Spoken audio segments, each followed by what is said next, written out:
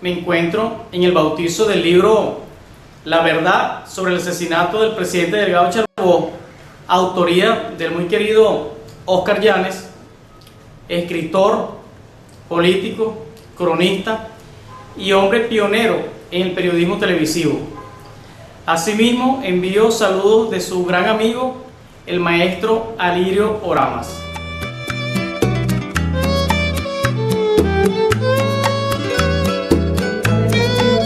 Es una entrevista a Pedro Antonio Díaz después que salió de la cárcel, donde cuenta la verdad sobre el asesinato de Delgado Chalbaud. Nosotros estamos tan acostumbrados a las obras de Oscar y es siempre un nuevo libro de Oscar, que de pronto perdemos como la perspectiva de la trayectoria que tiene un profesional de la comunicación como Oscar Llanes. Creo que lo que más me costó hacer fue resumir. Cuando yo le dije a Oscar, mándame una reseña biográfica porque queremos recordarle sobre todo a las nuevas generaciones quién ha sido Oscar Llanes. Como les digo, estamos tan acostumbrados a que sale un nuevo libro de Oscar Llanes y todos lo vemos y lo leemos y lo celebramos, pero en realidad a veces se pierde de vista la gran trayectoria que ha tenido Oscar. Yo quería, quizá parezca que es llover sobre mojado, pero no, hay cosas de las que ni siquiera sabemos nosotros, ni siquiera estamos enterados que ha hecho Oscar en su vida. Como ustedes saben, Oscar nació en el Cerro Buenos Aires, en las inmediaciones de Puente Hierro, hace unos cuantos añitos. Solamente los que compren el libro van a saber en qué año fue. Distribuía su tiempo cuando estaba chiquito entre la lectura y su trabajo en la panadería de Altagracia, donde contaba pan por real y medio, y pasaba sus vacaciones de colegio en la Biblioteca Nacional, donde disfrutaba de los textos más increíbles. Era un niño ejemplar. En 1939 comenzó a estudiar un curso de periodismo en la Escuela Superior de Comercio de Caracas.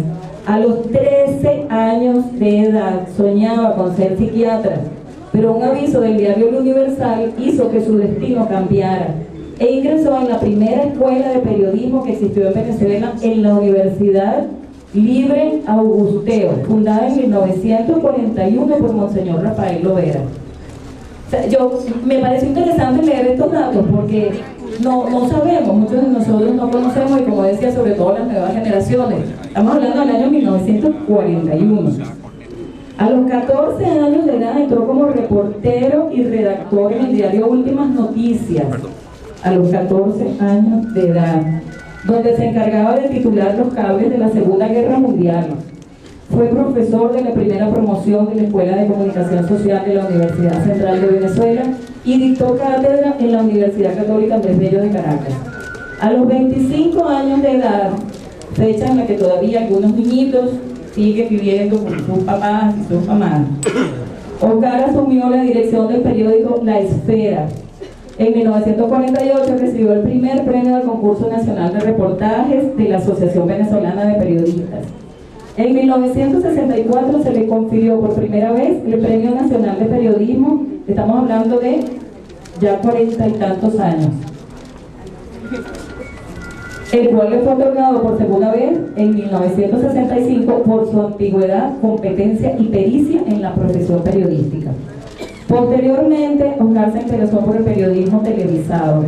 Se fue al exterior, a Estados Unidos y en la BBC de Londres. Al regresar a Venezuela como jefe de prensa de Venevisión, se convirtió en uno de los pioneros del nuevo periodismo de la pantalla. Encabezó el equipo que este canal envió a Vietnam como corresponsal de guerra. También entrevistó al dictador Papadov sobre las creencias haitianas. Bueno, como ustedes ven, siguen siendo muy actuales muchos de los temas en los cuales se ha movido Oscar durante su trayectoria.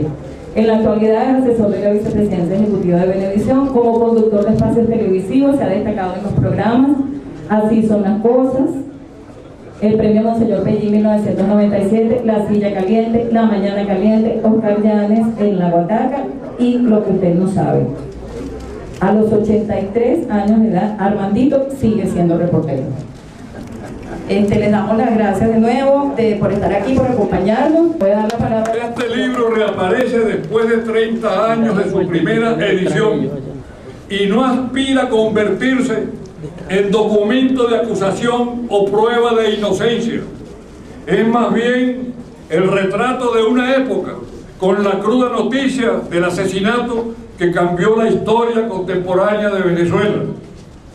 Un gran escritor de novelas policiales, el padre de un personaje que no morirá nunca. Más millones y millones de personas aseguran con inocencia que está vivo o que existe. Ese personaje, llamado Sherlock Holmes, fruto de la imaginación de Sir Arthur Conan Doyle, cuando contaba la historia de un crimen, presentaba los detalles del caso para enredar al lector en la trama y obligarlo a descubrir al asesino, pues usted conocía todos los elementos necesarios para señalar al culpable. El asesinato de Delgado Charbó guarda extraordinaria similitud con los crímenes de ficción del astuto Sherlock Holmes y del ingenuo señor Watson. El general Rafael Simón Urbina no era un loco para tirar esa parada íngrimo y solo. Nadie puede olvidar que Urbina y Gustavo Machado, en un golpe que conmovió a toda una época, tomaron la isla de Curazao, apresaron al gobernador, se apoderaron de un barco y llegaron a las costas de Falcón, listos para marchar hacia la guarida del general Gómez y llevarle la guerra a su propia casa en Maracay. Si usted ve el mapa de Venezuela, le cuesta trabajo creer esta historia. Lo mismo ocurre si le cuentan cómo el general Arévalo Cedeño invadió Venezuela desde Colombia, tomó San Fernando de Atabapo, fusiló a Funes, el terror del Amazonas, y marchó luego hacia los llanos con la esperanza, aquí ustedes pensarán, ese gran venezolano sí estaba loco ahora, de llegar a Palenque y liberar a los presos políticos. Ahí se encontraban cargados de grillos los estudiantes que ya se habían alzado contra la tiranía. La toma de Curazao por Urbina obligó al gobierno gomecista a prohibir las historias de los piratas reales y de ficción del Mar Caribe, pues la prensa europea comparaba a Urbina con los grandes filibusteros como el Corsario Negro, por ejemplo, y Walter Raleigh, quien aspiraba a casar las hijas de nuestros caciques con hombres de la nobleza británica. Buena vaina nos hubieran echado. A este libro les recuerda a todos ustedes que la verdad se ha ocultado al presentar el caso como una acción particular de Urbina, cuando todo tiende a señalar que el secuestro formaba parte de un golpe militar. Iban a utilizar la acción contra Delgado Charbó para presentar un ultimátum al propio Pérez Jiménez y a Llovera e imponer un nuevo gobierno militar. Esta es una verdad que se ha escondido. Nadie pudo contar, mientras Pérez Jiménez estuvo en el poder, que un detective del FBI interrogó a los urbinistas y les recomendó a los complicados en el magnicidio que declararan sin perjudicar a nadie. Advirtió el detective norteamericano que si alguien importante sale perjudicado en esto, se le aplicará la ley de fuga a quien hable en este sentido. La verdad se ha ocultado. ¿Quién era el jefe supremo de la conspiración? ¿Quién o quiénes estaban detrás de Urbina? Hasta hoy es un misterio, pero algún día se aclarará, porque entre cielo y tierra no hay nada oculto. Volvamos al año 50, cuando Fasman, un célebre vidente, hipnotizaba en el Teatro Nacional y descubría delante de todo el mundo los pensamientos más oscuros. Por supuesto que ninguno de los amigos de Urbina pasó por el Nacional, me refiero por el teatro, ¿no? Igual que una película, vamos a retornar al lunes 13 de noviembre de 1950, cuando un joven capitán, Víctor Garrido Sutil, hoy general retirado y quien era decán de Delgado Charbó, esperaba la llegada del presidente en Miraflores para recibir la guardia del otro decán, Bacalao Lara.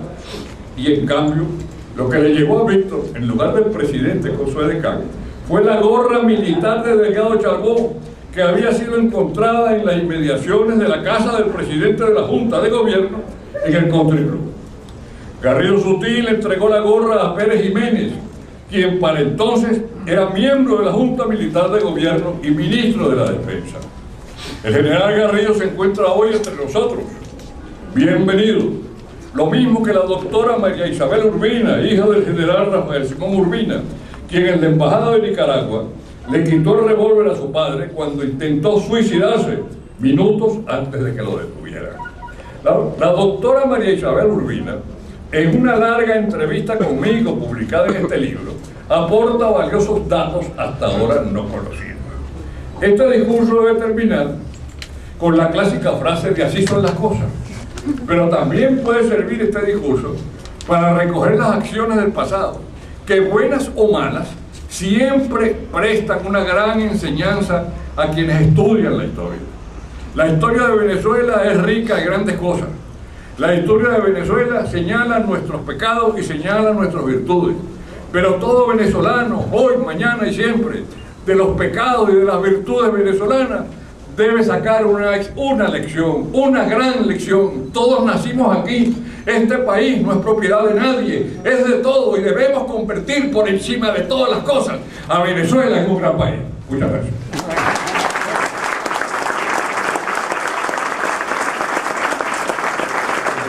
Donde viajaba desde su casa hasta muy cerca del puente de Chapellín, el presidente Delgado Charbó, la mañana que fue interceptado y horas después de morir. Es original, ese es el verdadero carro donde estaba el carro de la presidencia de la República, donde él ocupaba un puesto en uno de los asientos antes de ser transferido al otro automóvil, un Packard, en el cual fue trasladado a la Quinta Marisa, allá en la calle La Cinta de la Merced.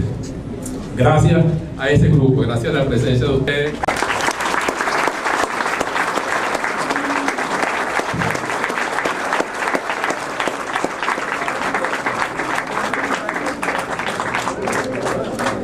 Bueno, los invitamos ahora a brindar por el lanzamiento del nuevo libro de Fernández, La verdad sobre el asesinato de Delgado Charbó. El libro está a la disposición, si quedan todavía por acá al lado del carro, creo que ya no quedan.